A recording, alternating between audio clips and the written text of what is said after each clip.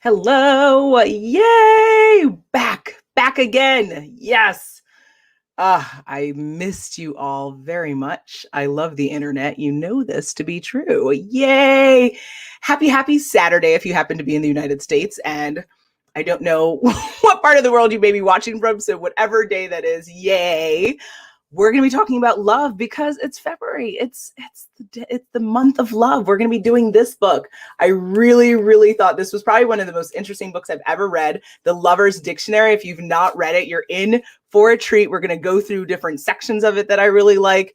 It's a book written in a way that like similar to how a dictionary would read, except what's super cool is the formatting's different in the sense that like it's not just a regular dictionary where you define words, but it goes deeper. It's little like love stories and notes, and it's so delicious. And I'm so happy that you're joining me. Yay. Hello. So let's get started because it's time. My name's Natasha Nurse. I'm super excited to be here. Let me show you my slideshow that I created for you, and we will get it popping. All righty. So with that, let's go through this, y'all. So welcome to the February Book Club meeting 2021. Woohoo! Hosted by me, Natasha Nurse. Now, we, like I said, are going through the Lover's Dictionary. So why did I pick this book? Well, I wanted to talk about love for the month of February because also whether you're in a relationship, not in a relationship, I think just learning contextually more about love and other people's perspective just always helps you in your love story and in your love journey. If you want one, right? And if you're like, nope, Tosh, I'm good being single. I like it. Nope, too much. Then that's fine. Either way, it's kind of cute and fun and yummy. So with that, who am I? Coach, speaker, content creator. Every month, typically, I like to come on here and I like to do book club meetings. I like to do other types of talks and webinars and workshops. I love talking. I'm a Virgo. I've been doing public speaking now about 20 years since I was a kid, really. So it's really fun. I love to do content around career, around media, around self-esteem, around confidence, things like that. Any type of self-help, professional development that's really going to further you in your career as well as your life, because life is a long journey, and as much help as we can get when it comes to how do you understand yourself more, how do you get by better in your career and creating goals for yourself and ending bad habits and changing stinking thinking and all of that good stuff. I'm your girl for that. All right. Natasha Nurse. Don't forget my name because I won't forget yours. All righty. So today, the lineup of what we're going to do, book summary first, then we're going to go through sections of the book because I think that's where you'll really understand why this is such a delicious read and why you'll want this book immediately. Then I'll give you whether I'm giving you a recommendation of it or not, but given how I'm talking about the book, you should probably know the answer to that already. And then what's next? And I don't know if I mentioned it already, but if you have questions, I'm here on StreamYard, so you definitely can put them in the comments, even if I can't see them right now. Or if you have stuff like later on that you want to come back to, I definitely can go through them and hit them up. All right. So here, what do you see on screen? I love quotes. I don't know if you know that about me, but I love quotes. Why? Because I love wisdom and I love knowledge and I love perspective. It doesn't just have to be your own. I think people underestimate the value of understanding certain things from different people. And when it comes to love, I mean, I have my own love story with my husband. We've been together. This year will be 17 years and 8 years of marriage. And we're currently expecting our first baby. So lots of yummy deliciousness there, but there's still so much to learn about ourselves individually, about our own relationship, about the future. And so I love learning more about love. And so I thought this quote was quite fitting. It says, it's unknown author, "Love is like water. We can fall in it, we can drown in it, and we can't live without it." So this, what I like about this is because it's not just speaking about romantic love, right? But it's just love generally. What is this feeling, this movement that surrounds us, that embodies us, that dwells within us and through us? It's magical, it's torturous, it's messy, it's delicious, it's seductive, it is everything, right? Love is everything. And to think that you can live without it, I think is a misstep there. Because again, whether it's love for a person, love for a friend, love for a family member, love for your career, for your passions, love is a driving force within the human existence. So I just loved this quote and wanted to share that. So hopefully you enjoyed that. All right, so let's keep it moving. Now, book summary. Okay, so The Lover's Dictionary, a novel by David Levithan, is, according to bookbrowse.com, a sweet and touching modern love story told through dictionary entries. I 100% agree with that. The author goes through defining different words. And again, it's not every word that you would find, say, in the Webster dictionary, but it's specific words with specific love stories and contextual little notes that come with each definition, which I thought were really innovative, really brilliant, really different. Like I said, I've probably never read a book like this before. So I was in love with The Lover's Dictionary, as cheesy and as cliche as that sounds. That's just generally how I felt. And with that, let's get through sections. So if you have a copy of the book, this is where I would encourage you to join me along for this ride. And if you don't, that's okay, because you're going to go through it right now with me. And then you'll say, hey, Tosh, I really do like this book. I got to get it. All right. So first word in the dictionary that I really wanted to share with you was aberrant. I think that's how you say that. Excuse if I missay anything. Phonetics sometimes can be a little bit challenging for me, but abhorrent, I think, is how you say it. It's an adjective. And here's the story that he has defined here. I don't normally do this kind of thing, you said. Neither do I assured you. Later, it turned out we had both met people online before, and we had both slept with people on first dates before, and we had both found ourselves falling too fast before. But we comforted ourselves with what we really meant to say, which was, I don't normally feel this good about what I'm doing. Measure the hope of that moment, that feeling. Everything else will be measured against it. So I really liked this little story because I remember in my own love story when I met Khalil, my husband, so I don't know if you guys know this story. We've talked about this on our podcast on wokenfree.com, but so our little meet cute scene, which was on Penn State campus freshman year. It was like fall, I think the first fall break we had. There's a Greyhound station right across the street from one part of Penn State University Park campus. And I was dragging my luggage and walking over there to the I think I took was it the Blue Loop? I forget the type of bus that takes you around campus, but took it up there, got there, and then I saw this man who was in head to toe Sixers wear. And if you're a fan of Philly Sixers, you know what I'm talking about. And I thought, wow, like that was the most beautiful person I had ever seen. And just something inside of me told me, oh my gosh, you have to talk to this person. And I had never heard that, like a voice in my head, or been so compelled to want to speak to someone like that. Super ridiculous. I know you guys are probably like, okay, Natasha. But listen, that's our story. That's how we began. And I was like really convinced that I had to talk to this person. So once he got on the bus, he was sitting, I think, in the front of the bus, and I was sitting with a friend from campus in the back of the bus. And I was like yelling and trying to get his attention throughout the bus ride. But he, I think, had his headphones on, so he couldn't hear me. So I was just irritating and annoying all the other passengers on the bus. I heard that I was from other people. And then when we finally arrived in New York, like, I don't know, 8-10 hours later, it was ridiculous.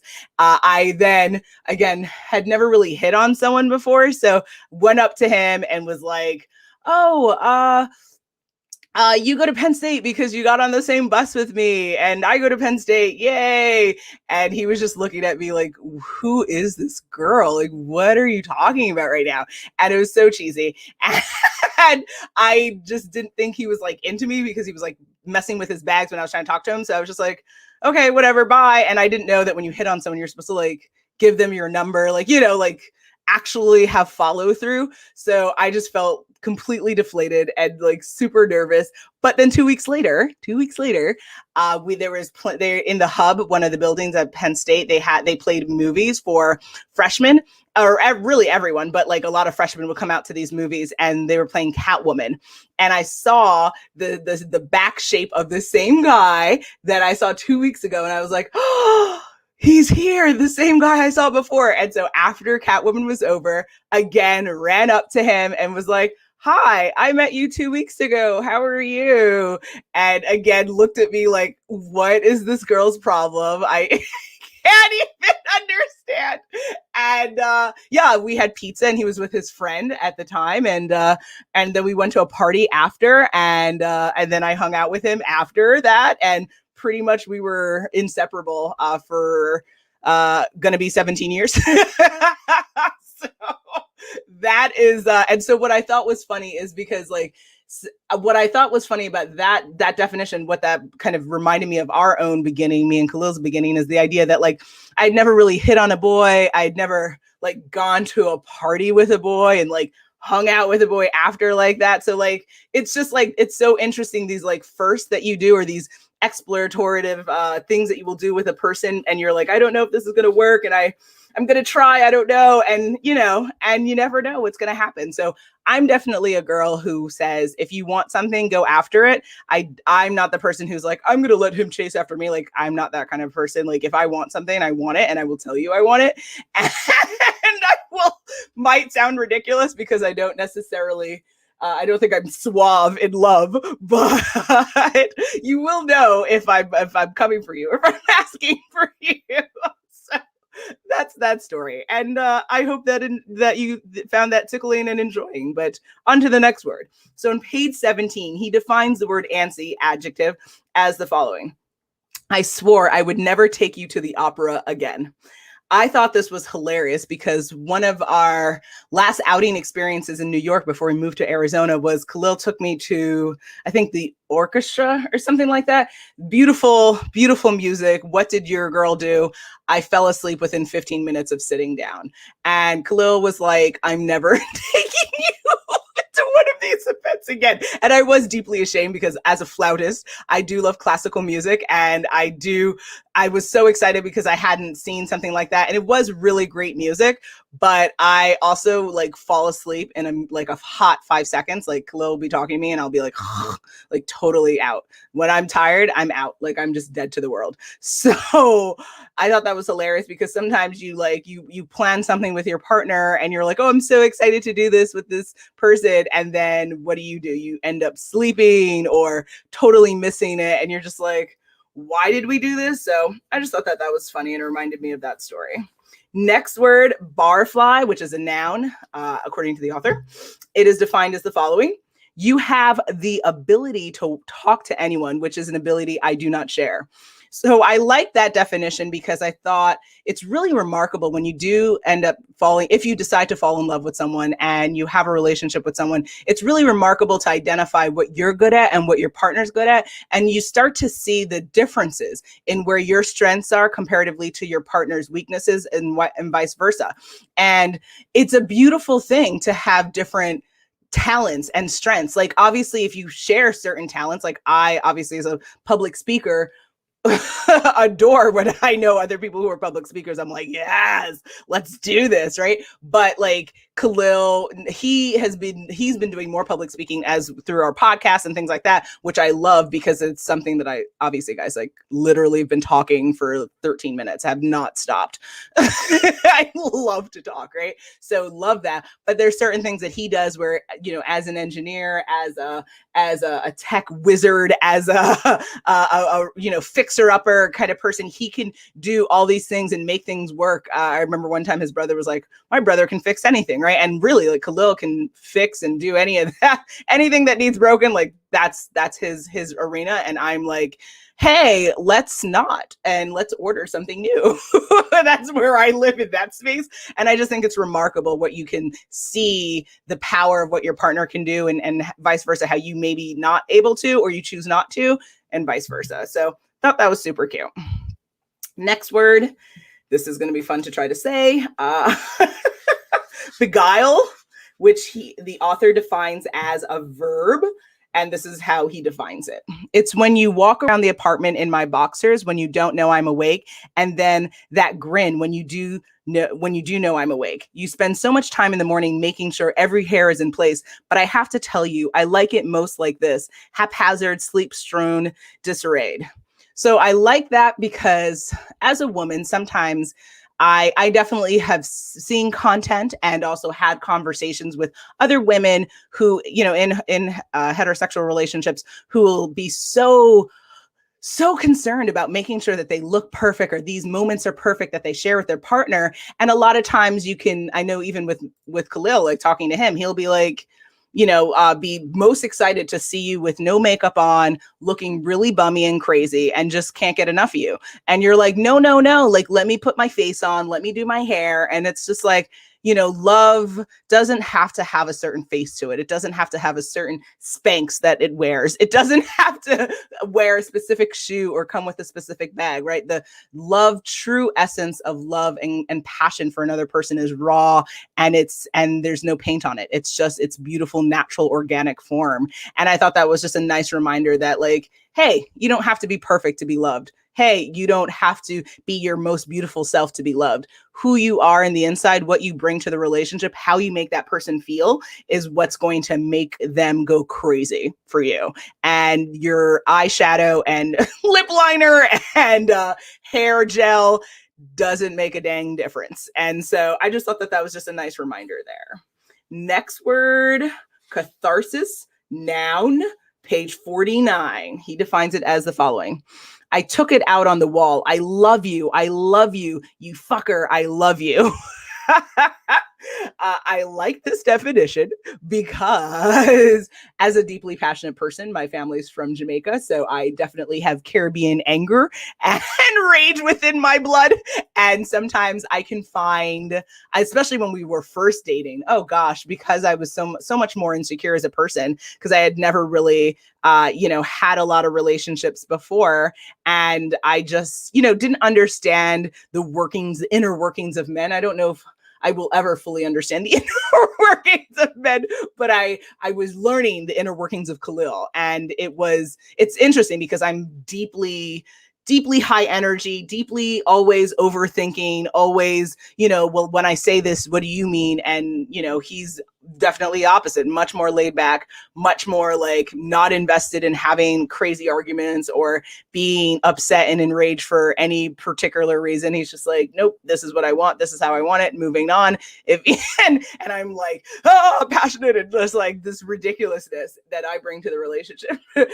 And I just think it's interesting that like sometimes love can be so delicious and yummy, and it also can just drive you effing insane. And you're just like, oh, like you just start growling and making noises like an animal.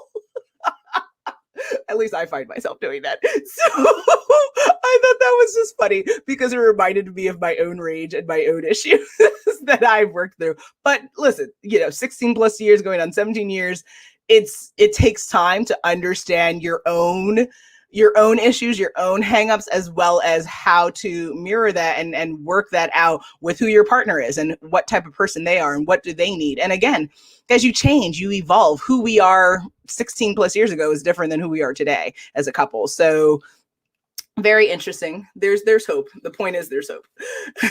Next word is on page 75. Let me get to it for y'all. This is dissonance, a noun. He defines it as the following: nights when I need to sleep and you can't. Days when I want to talk and you won't. Hours when every noise you make interferes with my silence. Weeks when there is a buzzing in the air and we both pretend we don't hear it. Interesting. Why do I like this word? So this definition and this little story I like because it also is a reminder that love is not always pretty, right? Like you see the pink hearts on the screen, super cute, yummy. Oh, Valentine's Day just happened. Oh, sweetness. But love also is like, you know what? You're getting on my dang nerves. I'm tired of you. Like, right? Like you don't make no sense today. And that's okay. There's seasons, there's ups and downs within love. And love is not always going to be Skittles Skittles and Godiva chocolate and hugs and happiness all the time. It's going to also include moments where you literally are enraged with the person and you are frustrated and they're not seeing eye to eye with you and they're not helping you out, or they're not doing what you think they should be doing, but maybe you haven't been communicating with them and maybe they haven't been communicating with you, and maybe y'all are just not at a place to communicate right now, right? And so there's all these like different cycles and stages of a relationship, any relationship, right? Whether it's a romantic relationship, friendship, relationship, familial, any type of relationship, there's ups and downs because people unfortunately are not stagnant robots. We have ups and downs every single day, multiple times a day, and you have to roll with it, and you have to have compassion, and you have to give yourself grace, and you have to give your partner grace. I think that that's really critical. We can't expect our partner to be a better human being than you can be in certain moments, right? That you can only be your best at what you do, and sometimes you're not being your best, and you have to own that and accept that, and vice versa for your partner. So something to think about there. Next, page 95. So I hope that you guys are like fascinated and intrigued by the book so far. Like I said, couldn't get enough of it. I read it through in one session because I was just like, so delicious, have to go through this. Next word, flagrant, adjective. I would be standing right there and you would walk out of the bathroom without putting the cap back on the toothpaste. This literally made me burst out laughing because even though I am a Virgo, and typically Virgos there's different types of Virgo kind of stereotype personalities. There's some where you can be like super anally retentive around organization. And some of us are like the opposite and are like total slobs, like pigs in a pig house. And I'm that. Khalil's the cleaner in the household. I am not. I could clean and he would have to clean after me and be like, why did you just make more work for me? Like, that was really depressing. So I thought this was funny because there's definitely things I will do in the bathroom where he's like, why are you doing this? Oh my gosh, stop doing this.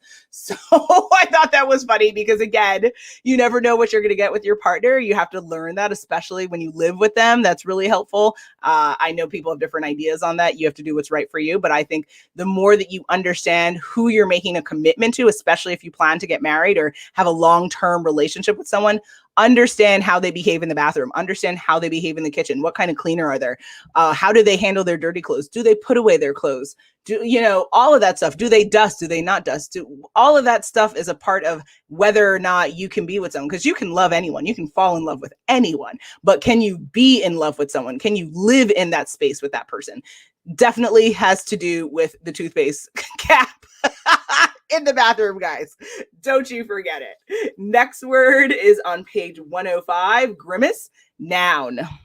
Yes, I keep the water next to the bed in case I get thirsty at night, but it's also for the morning so you can take a sip before you kiss me.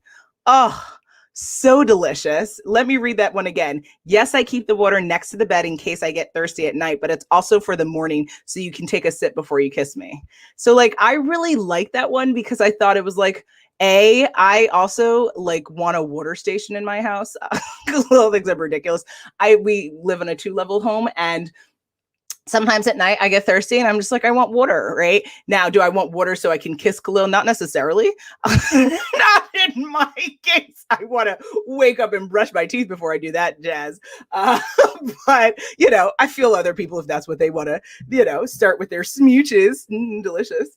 But I liked how how the author was saying kind of, he likes to do things not just for himself, but he's thinking about his partner. And I think that that's always super yummy whenever a man is expressing kind of what he's doing for not just him, but like his hubby. It's just like, oh, or like his sweetie poo, it's just like super cute. Next, page 112, hubris, noun. Every time I call you mine, I feel like I'm forcing it, as if saying it can make it so, as if I'm reminding you and reminding the universe mine, as if that one word from me could have that kind of power.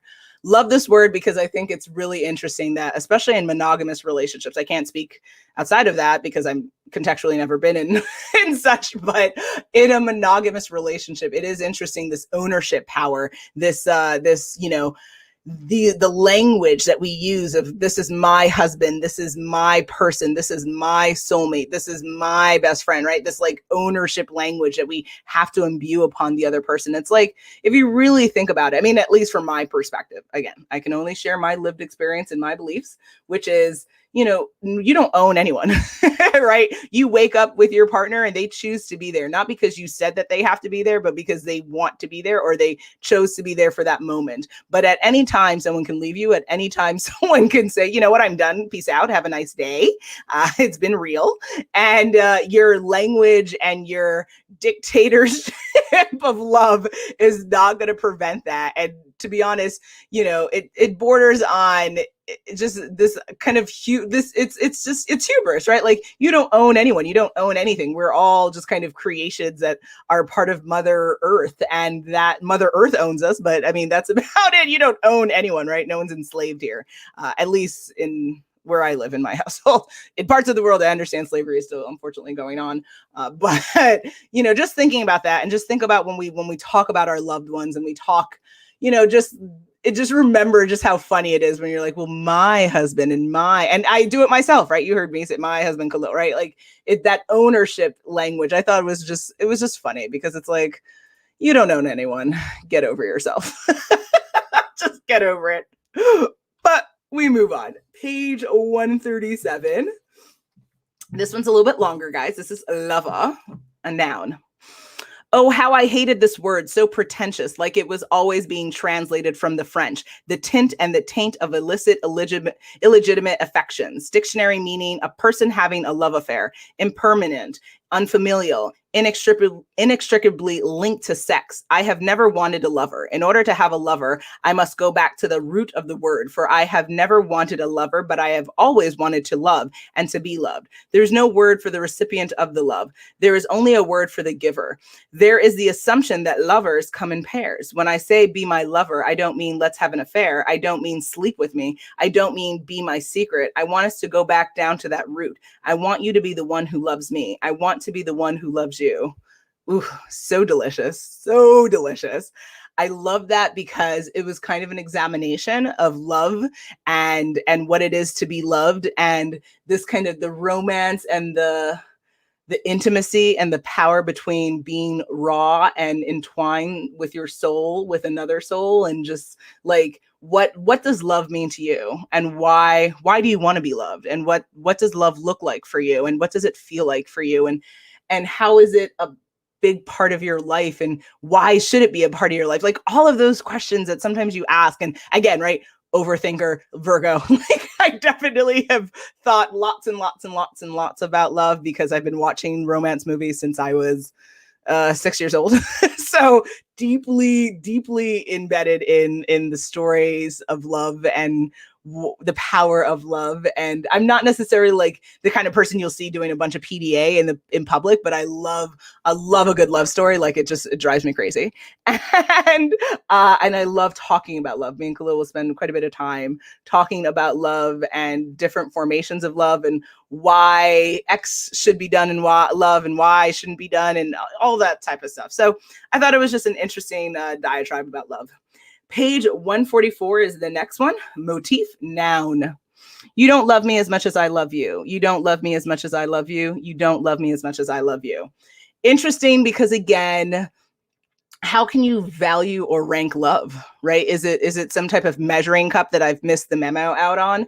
Like my love tank is 90% full and yours is 85% full. Like what are we really talking about? I think that language like that is not really helpful. I think if you don't feel as loved or appreciated in your relationship, instead of necessarily accusing someone of not loving you enough, maybe speaking to what exactly you feel is the deficiency in your love story with that person, right? So for me, love, I just recently took that like love language test, and it kind of broke out to me kind of what are the different acts of service or things that I need in love and that I do in love.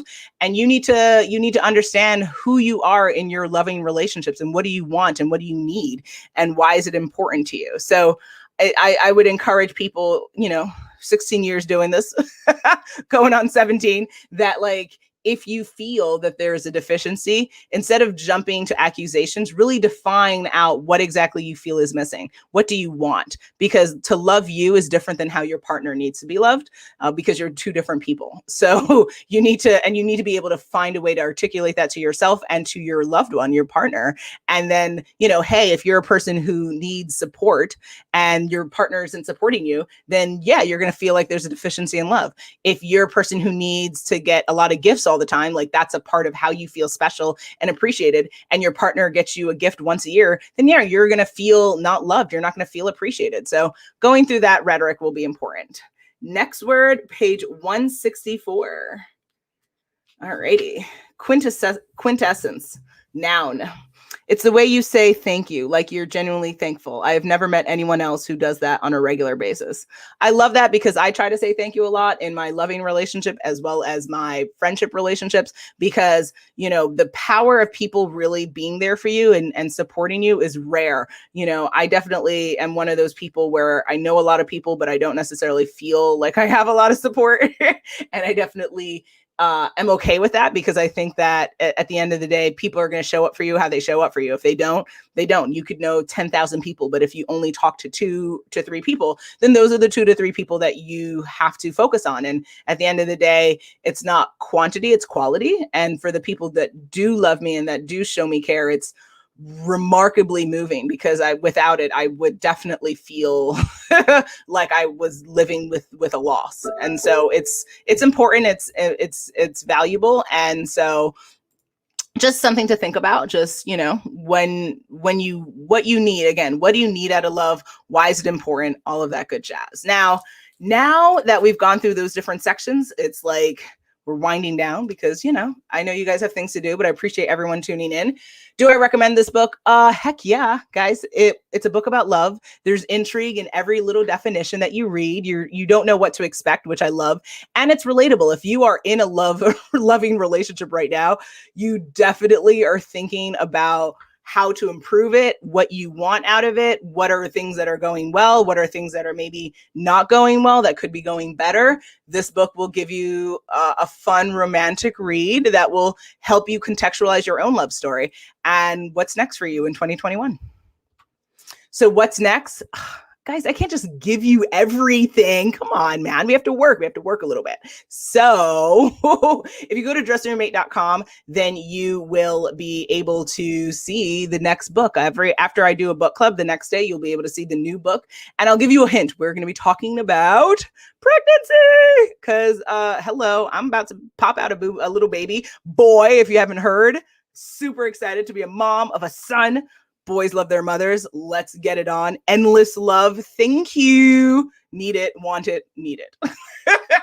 So definitely go to dressingroom8.com, because you'll be able to see what the next book is so that you can pick it up and you can read along and join in the next book club, as well as a recap post from today's session. So fan-freaking-tastic.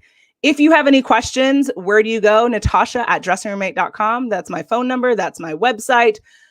That's me and Khalil kissing. Ew, fun. Super, super silly. I can be super, super silly when I want to be. So with that, that's pretty much the end of what I wanted to talk about. I hope you enjoyed the book. I hope you enjoyed the conversation. I hope you're enjoying the month of love. Thank you. It's a remarkable time. And of course, it's Black History Month. So hello, what's up? Let's celebrate Black artists and Black content creators and Black couples and Black love, as well as just general love and general appreciation for being alive. There's a lot of challenges that we're dealing with all over the world, all over the country. Hearts and prayers go out to those suffering in Texas, right? Hearts and prayers go out to all people suffering everywhere, but there's always a silver lining. There's always things to be grateful for. So I hope that you too can hold on to that. And with that, it's been fun. I'm gonna have to say goodbye, but I'll see you soon.